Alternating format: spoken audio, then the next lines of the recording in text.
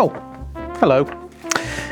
It's that time of year again. I'm in my little studio here with my Christmas tree. I've got my koala slippers on.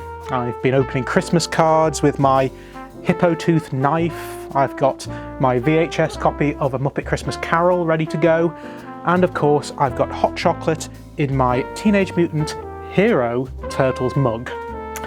If you're confused by any of that, I recommend watching last year's video.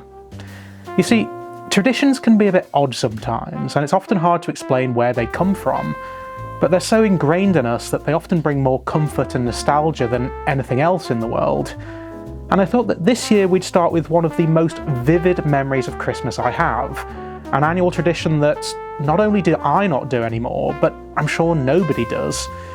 It's something that is very specific to a narrowing window of people who were children in roughly the 70s, 80s and 90s, and that is Christmas catalogues, or just catalogues in general, I suppose. You see, when I was younger, there was no online shopping, obviously. You might see some TV adverts for toys at Christmas, but your best tools for constructing a Christmas list for Father Christmas were the Argos and Index catalogues.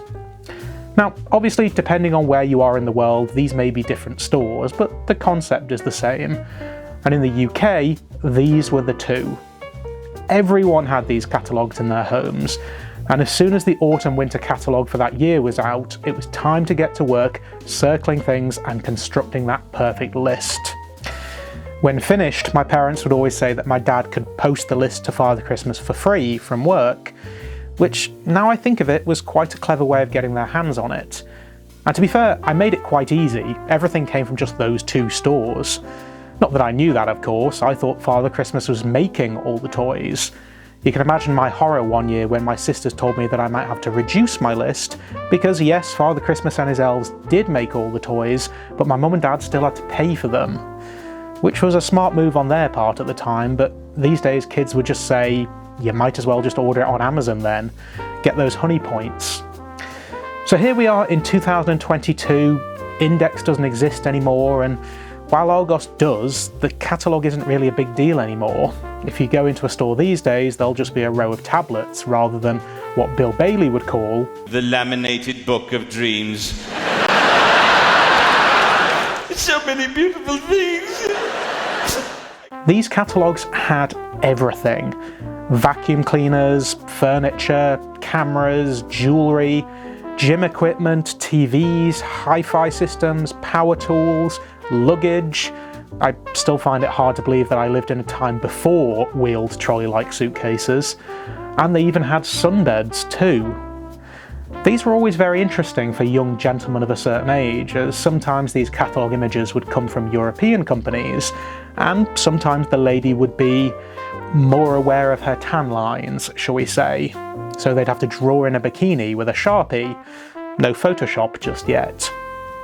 It's odd looking back through these catalogues and seeing items from your childhood home that you wouldn't have even thought about where they come from. Like my mum's kettle or the fire guard we had over the fireplace that Father Christmas was supposedly coming down.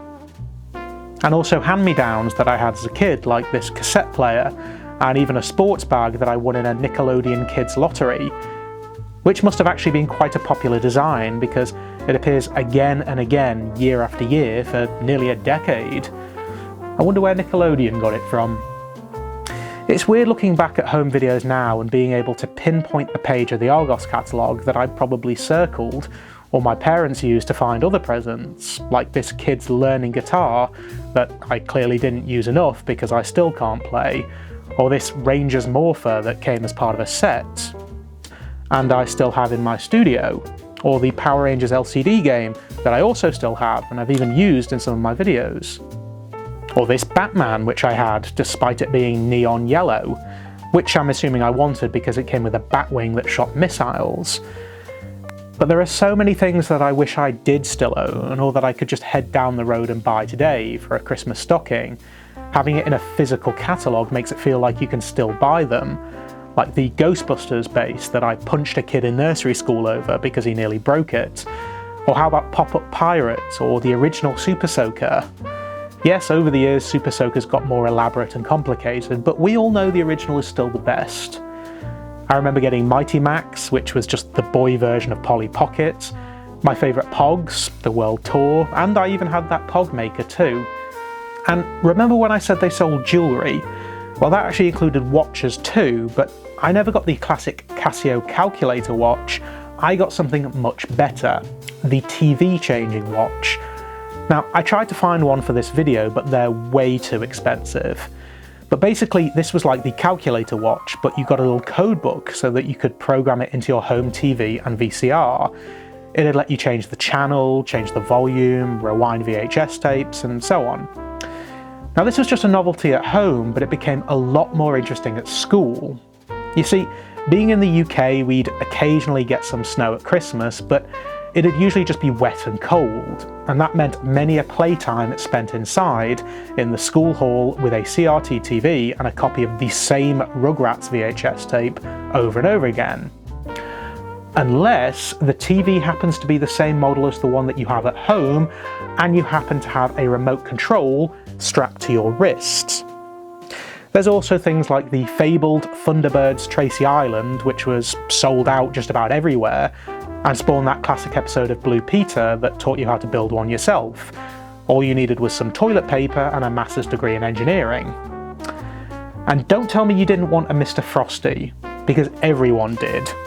How could you not? Obviously they all had video games as well, often with terrible descriptions that barely explain what it's about. Either that or it'd be riddled with spelling mistakes, like the Hero Turtles battle against the Ninjitsu Warriors, which ironically wasn't censored in the UK because they were happy having ninjas as the bad guys just as long as they weren't the good guys. I've done a whole video on it if you're wondering what I mean. But just look at all those Hero Turtles toys. No finding them in stores these days. There are also some toys that I definitely don't miss, like those lethal plastic roller skates that go over your shoes. I remember I got these from my auntie one year, and as soon as I put them on and tried to go on the kitchen tiles, I immediately fell over and nearly broke my elbow. I honestly don't know how these managed to survive as a product for so long, especially when catalogue companies definitely knew how bad they were, as later editions had them alongside helmets and elbow pads, often in the same frame. We could talk for hours about these things, and obviously you'll all have different trigger memories than I will. I highly recommend finding a few of these if you can. Many have been digitised, and it's a great way to try and tap into some long forgotten Christmas memories. But that's the end of the video. I hope you enjoyed a little trip down memory lane with me, and also a very specific Christmas tradition of mine. There's just enough time to wish you all a very Merry Christmas. I hope you're all enjoying your own traditions, no matter how specific or niche they may be. Now it's time for another one of mine. If only I still had my Casio watch, I could just